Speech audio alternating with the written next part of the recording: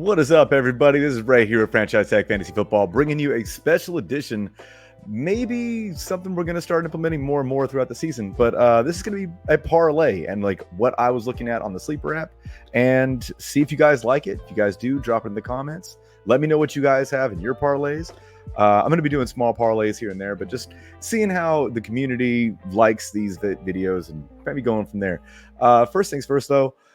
I'm going to go over a couple bits of news because I know that Sunday is coming up, right around the corner. Got to get these things in, squared away, and let you guys know how I'm feeling about all this news that's coming out right here. So just real quick, going to cover some things. John Mechie expected to make his NFL debut for the Texans.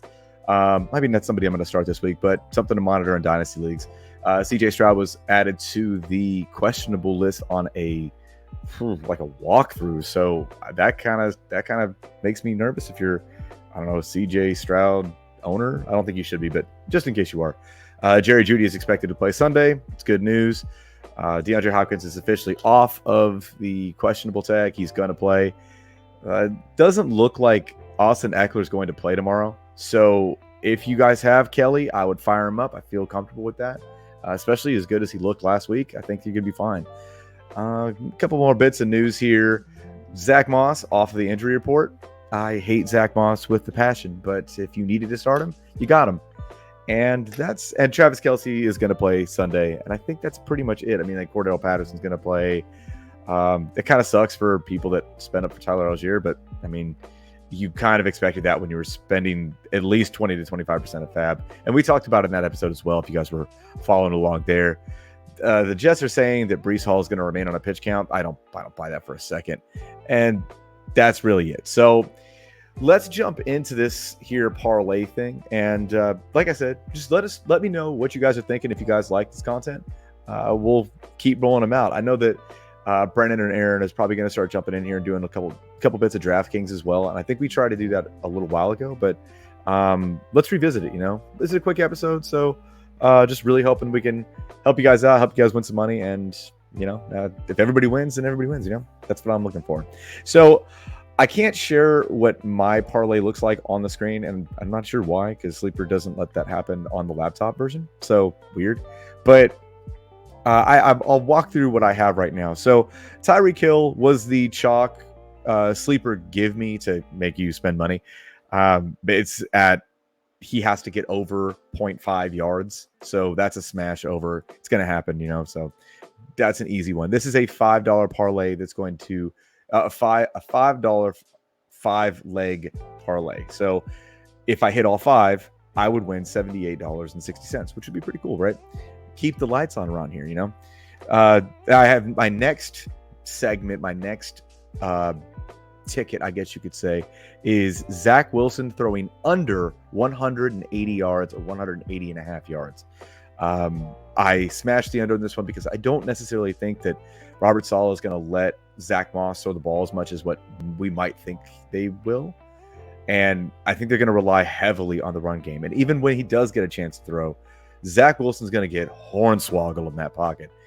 I don't think that Buffalo has anywhere near the pass rush that Dallas does.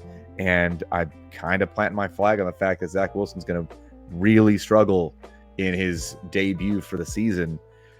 It's unfortunate because I think that had he got a easier matchup, it might have been a little better, but Zach Wilson's not very good. So that's why I'm going with it. So the next thing I have on the list, Jordan Love. And as you guys know, big Jordan Love truther, big guy here, loving Jordan Love. Love the love, feel the love.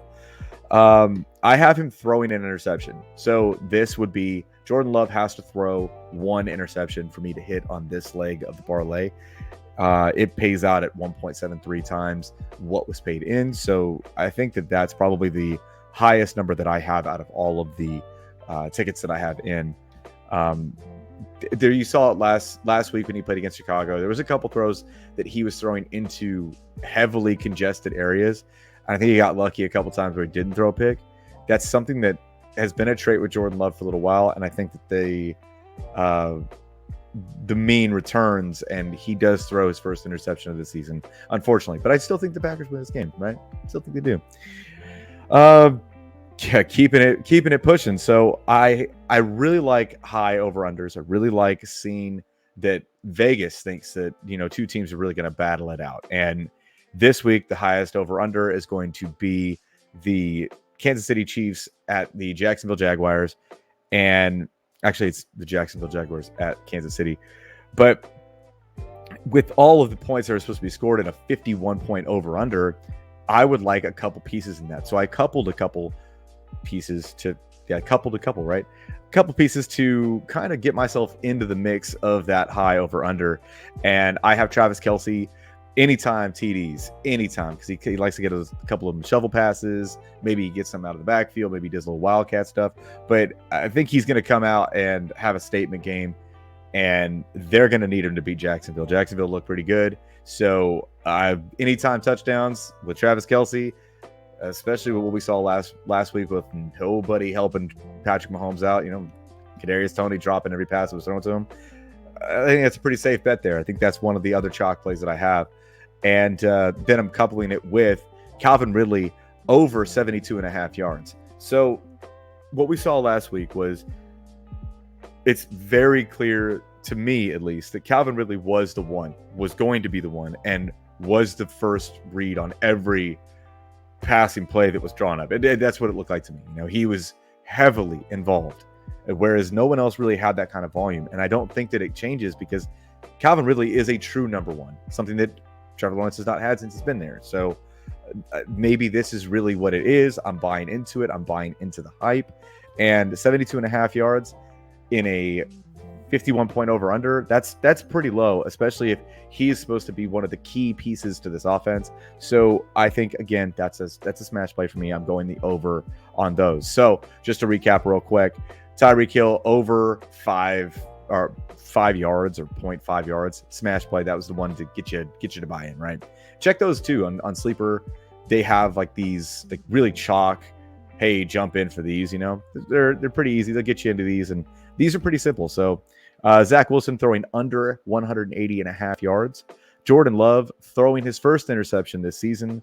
Travis Kelce, anytime touchdown. I have the over on the one. It's really a 0.5, so he has to score at least one touchdown. And then Calvin Ridley over 72.5 yards. Let's hope that I win, right? Let's hope that everybody wins. If you guys have any questions about your parlays that you're looking at, if you guys have any ideas, or just want to chit chat, shoot the shit, drop a comment, let me know. I'll reach back out to you. I got nothing but free time, right? So if you guys like this stuff, let me know, and we'll keep doing some more of these. I think they're pretty fun. But until next time, guys,